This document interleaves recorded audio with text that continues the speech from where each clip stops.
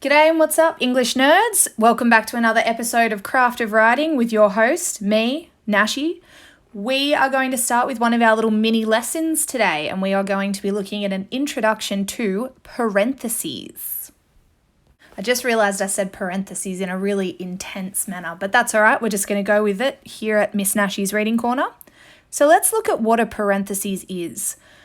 Commonly, parentheses is known as a bracket, so whenever you've talked about it in junior school, you've probably referred to them as brackets in your writing, but the proper term is parentheses, and it's used to give us additional or supplementary information within a piece of work.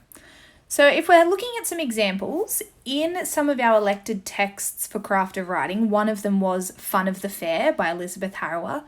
And in her writing, she actually uses parentheses to give additional information to the living situation of her protagonist, whose name is Janet.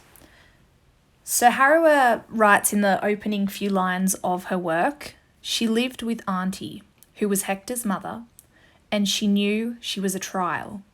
So in brackets, we have who was Hector's mother. Now, this information adds something to the story, so we know that she lives with her auntie and she knows that auntie is related to the character of Hector. However, if you were to remove the parentheses and the information within, the sentence would still flow. So let's have a look at what it looks like when you remove the bracket or the parentheses. She lived with auntie and she knew she was a trial. So see how the sentence still works, but the bracket or the parentheses gives us that little bit more information. Now, if you move down to the second example, which is from Virginia Woolf's Mrs. Dalloway, we can see the same sort of thing happens again. Her voice, her laugh, her dress, something floating white, crimson, her spirit, her adventurousness. Now, if you were to take away the bracket, we would still have a really beautiful piece of imagery here. Her voice, her laugh, her dress, her spirit, her adventurousness. See how it still flows? But the bracket or the parentheses gives a little bit more information to what the dress was like. So now we know the dress is floating, it's white, it's crimson. So let's now look at why we would use parentheses in our writing. First of all, it gives us some non-essential information that could add to the overall story but doesn't take away anything if we didn't include it. The second reason why we might use parentheses is to explain or clarify something. So for instance, in Fun of the Fair, where we know that she's living with the auntie, but we clarify that the auntie is related to her uncle. It can also be used to abbreviate, and this is something you should use in your analytical essays where you might have long titles like Looking for Richard, and you might use the brackets or the parentheses to abbreviate Looking for Richard into something smaller like LFR. And then finally, there's sort of a mechanical purpose to using parentheses in your writing, and it might be to cut down quotes, include sources, put page numbers in, things like that. But then we also have in dramatic text and plays, scripts like that, parentheses is used to indicate direction or instructions. And that's really important for a stage performance, for a character to know what they should be doing and how they should be moving around the stage at a certain point. So there's different reasons for using parentheses, and it will depend on the type of writing you're doing as to why you should. But like I said before in the previous video, we'll be looking at lots of different types of writing throughout Craft of Writing, and I've said writing a lot of times now.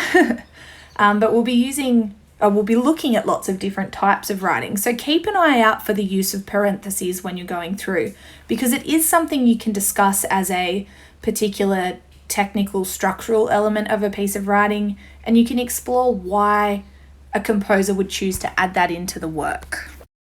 Righto, awesome English nerds. It's now your turn to have a go at playing around with parentheses.